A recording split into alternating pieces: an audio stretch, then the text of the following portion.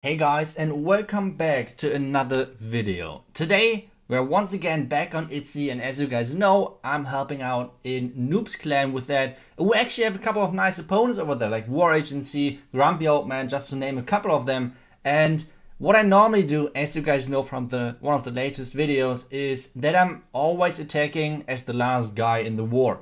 This has a couple of reasons. First off, I want to practice more with the pressure, because that's something which I struggled last year in the World Championship with attacking last, and I had super much pressure. Obviously, the guy who's attacking last has the most pressure, and that's something which I wasn't really good at, and this is why I just trained it over here. So this is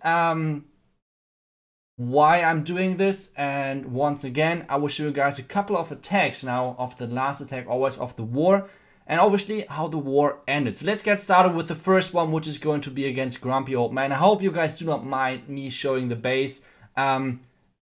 This base is one of those ring bases. I mean, it's on YouTube actually, so that shouldn't be any difference. Kind of, I think they mixed a couple of buildings around there, and since this is this war is super close, I decided to let's use the hero potion and let's use the power potion. So what do we do on this one? We're doing once again a Yeti smash, and as you guys will see later on in the video, we're gonna do a lot of Yeti smash. So all of you guys out there which always ask for iTzu, can you show us a couple of more attack videos about Yeti smash? Here it is, because Yeti smash is just broken. Yay! Okay, either way, let's get back to the attack. So on this one, we're doing a Warden Walk. Normally on those ring bases, you somehow want to interrupt the ring. You can do that with the Warden Walk, you can do that with the Queen Walk, but what is the actual difference in between of the Warden Walk and the Queen Walk? Like, why would you do a Warden Walk, not a Queen Walk over there? The answer is pretty simple. If you would do a Queen Walk over there, you would need a lot of resources to put in to make sure that the Queen is running the right way. Obviously, it's always a time issue when you're choosing to go into the Warden option, but at the same time, except I needed one Cocoon, which I would have needed anyway, and I needed 2 wizards just to speed things up. This is overall 8 troop space, since I had to use the Cocoon either way, of if it's a Queen Walk or a Warden Walk, it doesn't matter. So I had 8 troop space, that's it. And this is the crazy big reason why a lot of people are using the Warden Walk if it's possible, and if it's not too time consuming. So for us, we managed to get the cut over here. We are placing now the siege barracks at the top, and if you guys are wondering, why didn't you start earlier with the siege barracks? The reason for that is that the CC, the clan castle, was kind of far in the north, which means my siege barracks could have lured the enemy clan castle, and I wanted to have the clan castle on my main push. So what I'm doing over here, since I knew kind of that a lot of traps are over there, I decided I won't bring any bowlers, because I will most likely have to use my Warden ability kind of early on. And this was the reason why I decided, okay, let's bring no bowlers, because I won't have my Warden ability for the core. And now you can see all of the bowlers, everything is running through the core. The giant bomb of the Inferno, of the Giga Inferno of the Town Hall, sadly hit my healers, and this completely killed them. That was the biggest thing which went kind of wrong in this attack, but I don't know if I could have changed anything on that. I would have had to delay my Warden ability for ages, which I think wasn't possible. Now you guys might wondering, iTzu, where the heck are those witches are coming from on the right side, which you can see kind of on the right side of the screen right now. Those witches were in the clan castle. So you always have to think about what is the best thing to put in your clan castle if you have the siege barracks. Siege barracks is kind of like a delayed bomb or whatever, or like a delayed clan castle dropper, whatever you want to call it. And on this base, I think if I would have put in Hawk Riders, they would have just went into the core, and since I already planned I won't use my Warden ability in the core, this would have been kind of useless. So let's check out the result, and we actually, wait, what? We actually, damn it, lost because one guy didn't attack. Come on, this would have been, we smashed on percentage, and even like a 50% 2-star we would have won. That sucks. That sucks really bad. But, well, I guess those things are happening.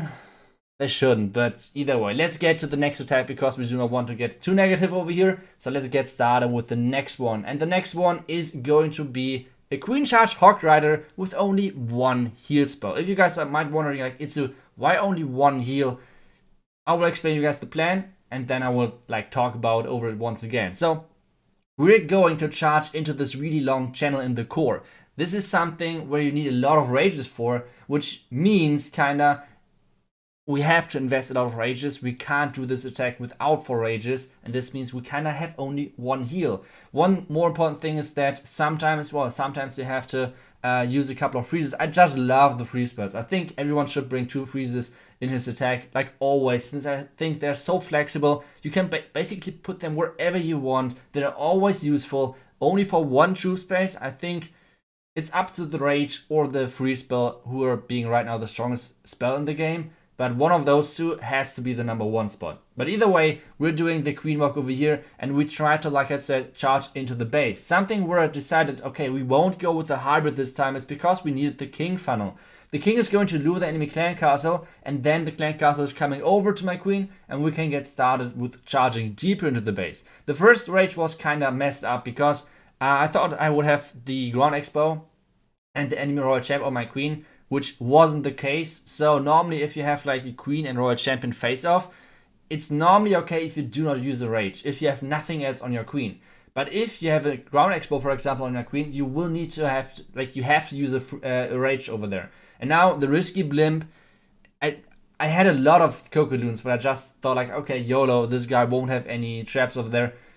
And I luckily made it through. So over here I was thinking like, okay, easy snack, I will get the town hall. But then I saw the spring trap going off and I immediately reacted, okay, I have to use the rage over here to make sure that the town is going down. Otherwise this might end up in a 1-star, which should not happen. So next thing, I'll obviously keep raging my queen, warden ability kind of early on, clean up wizards in behind. That's something which you guys have always to keep in mind when you're going with the queen charge hogs. Time is always an issue, so place those cleanup wizards as fast as possible. And then the 1 heal spell at the bottom. Obviously we still have a kind of tough back end, but at the same time the queen is meeting up once again with the hog riders, and if it's going like the best possible way kinda, the heal is gonna switch from the queen, since we can just freeze the back and kinda non-stop. So this is why I only brought 1 heal, and it's actually working perfectly. Like, just take a look at this freaking overkill. I think except a couple of springs, we didn't lost any hog riders, and this was just crazy. We still have our 3 Cocodoons. Well done on that part, iTzu. Really well done. You're lucky, dude. Whatever. It's like that.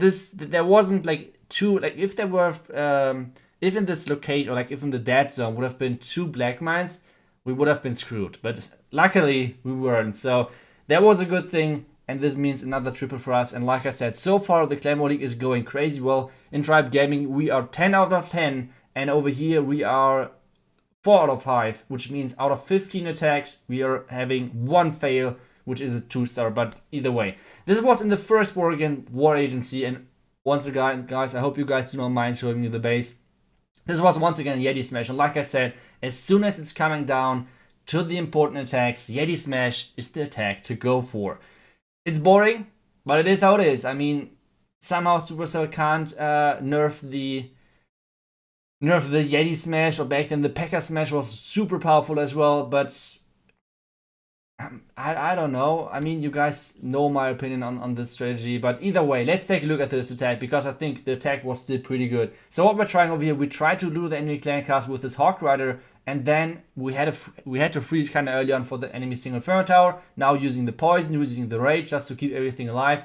And so far everything is looking good. The next thing what we're trying to do is we're gonna funnel with our king at the top, and with the siege barracks, like they're funneling each other kinda, and then we're wall breaking in. Then we have 2 jumps for the back end, and that's kind of the plan already. So let's get into the main action, since we so far only did the queen walk, and you guys can see everything which the queen took out, the warden would have, like, he could have done that. So this is why we choose the queen walk this time. As soon as the Tesla is going down, we can start with a test ball breaker, like as soon as the expo on my queen. Thank you. Okay, the expo on my queen, which means we can use the first test ball breaker. The rest of the wall breakers in behind, and now raging everything. Warden in behind, Yetis in behind, everything is getting started. And since I have to do so much at the same time, I completely forgot to use the queen ability, or like to freeze the single Inferno Tower. So thank you, God, for bringing in the auto hero abilities, whatever. And one thing which I thought about, like, what do you guys think? Like, in the first couple of weeks or like days, I think people were kind of questioning about the auto hero abilities, but having now played for couple of months already with the auto hero abilities. What do you guys think? That will be kind of my question of the day. What do you guys think of the auto queen ability, or like the auto hero abilities? Do you think it was a good move? Do you think it was as bad maybe as you expected, or do you think it's all right? So that would be super cool to know, because in my opinion, even though it obviously lowers the gap in between of really like the top of the top players and the not as good players, I think it's okay. I think it's, if you want to have the gap in between, it should be more like balance changes to those spammy more attacks like Yeti Smash or E-Drags. But that will be my question of the day. What do you guys think? That would be super cool to know. I will see you guys back tomorrow. See you guys then. Until then, bye bye.